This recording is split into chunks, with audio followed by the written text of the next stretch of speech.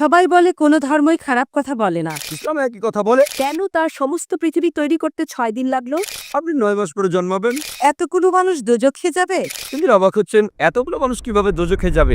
ভাই রে ভাই, ডক্টর জাকির নাইকে তিনজন বোন খুবই কঠিন প্রশ্ন করলেন। তো চলুন ভিডিওটিতে আমরা দেখে আসি। সবাই বলে কোনো ধর্মই খারাপ কথা বলে না, কিন্তু মুসলিমরা কেন অন্য ধর্মের লোকদের ইসলাম গ্রহণ করতে বলে? বোন, আপনি বললেন সব ধর্মে ভালো সব কথা থাকে, কিন্তু মুসলিমরা আমাকে ইসলাম গ্রহণ করতে বলে কেন? অন্য যেসব ধর্ম আছে সেগুলো যা বলে তার বেশিরভাগ কথাই ভালো, তবে ইসলাম ভালো কথা বলার পাশাপাশি আপনাকে দেখাবে কিভাবে সেটা অর্জন করতে হয়। আমি উদাহরণ দিয়েছি, সব ধর্মই বলে চুরি করো না, ইসলাম একই কথা বলে, তবে ইসলাম দেখিয়ে দেয় কিভাবে সেই অবস্থানে যাবেন যেখানে কেউ চুরি করে না। জাকাত দেন, সাহায্য করেন, এরপর কেউ চুরি করলে তার হাত কেটে ফেলেন, তাহলে চুরি করা বন্ধ হয়ে যাবে, কোনো অপরাধ থাকবে না। এজন্যই আমি বলেছিলাম যে ইসলাম ভালো কথা বলার পাশাপাশি আপনাকে দেখিয়ে দেবে কিভাবে সেটা অর্জন করতে হয়। যদি সর্বশক্তিমান আল্লাহ যে কোনো কিছুই তৈরি করতে পারেন, কেন তার সমস্ত পৃথিবী তৈরি করতে 6 দিন লাগলো? বোন প্রশ্ন করলেন যে আল্লাহ যদি যে কোনো কিছু সৃষ্টি করতে পারেন তাহলে কেন 6 দিন সময় নিলেন? বোন, আল্লাহ যদি চাইতেন একদিনে সৃষ্টি করতে পারতেন, তখন আপনি বলতেন যে কেন একদিনে তৈরি করেছেন, 6 দিনে কেন নয়? কারণ আল্লাহ 6 দিনে এটাই বানাতে চেয়েছেন। কোরআন বলে যে আল্লাহ যা ইচ্ছে করেন তাই সৃষ্টি করতে পারেন।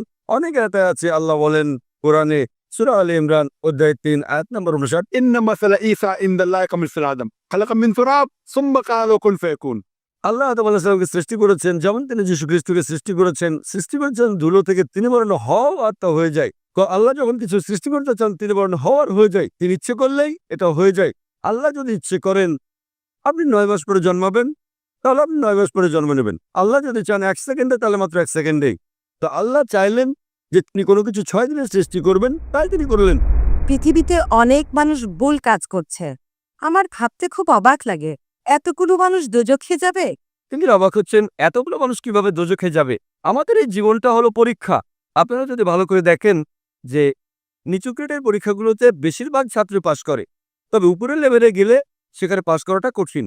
উদাহরণস্বরূপ কোনো কঠিন পরীক্ষায় বসেছেন, যেমন মেডিকেল কলেজে ভর্তি হতে গেলে আপনাকে পড়তে হবে, খাটাখাটনি করতে হবে, পড়াশোনা করতে হবে। একইভাবে বেহেশতে যেতে গেলে এটা সহজ কাজ না, এটা মেডিকেলে ভর্তির চেয়েও অনেক কঠিন কাজ। তাই এটা আসলে পরকালের জন্য পরীক্ষা। যারা আল্লাহর নির্দেশগুলো মেনে চলবেন তারা ইনশাআল্লাহ বেহেশতে যেতে পারবেন। আশা করি মনে উত্তরটা পেয়েছে।